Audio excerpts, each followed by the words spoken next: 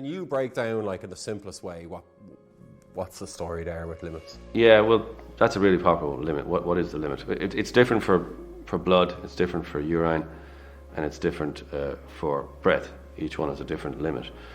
As to what it is, even the Medical Bureau of Road Safety won't tell you. And they analyse blood and urine samples all the time. They can't tell you because everyone is different.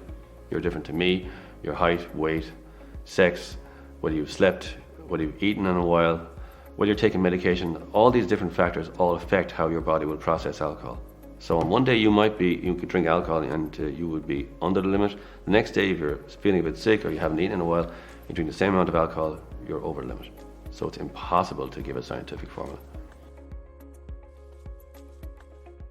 So blood is 51 to 80 micrograms would be 6 months, 81 to 100 would be 1 year, 101 to 149 would be 2 years, and anything above 150 is 3 years.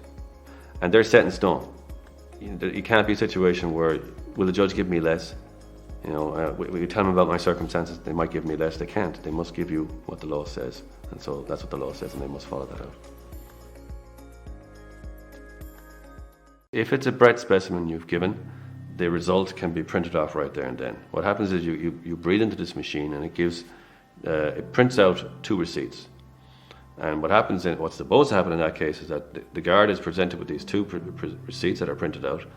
That guard signs both, gives them to you. You then sign in the place provided for you, both. You must sign them. And then that's given back to the guard. And then the guard gives you one, and he keeps one, or she keeps one. That's what happens then. In that case, then you'll be probably charged and brought to court within 2 weeks, or maybe the next day. How do I get off with drink driving? People think it's scientific. There is some formula or method. There isn't really. There never is when it comes to the law, because the law is dealing with people, humans, judges, guards, clerks, solicitors, and the human is somebody and a collection of people they're just not precise. There is no scientific way. Sometimes it comes down to luck. Maybe a witness doesn't turn up.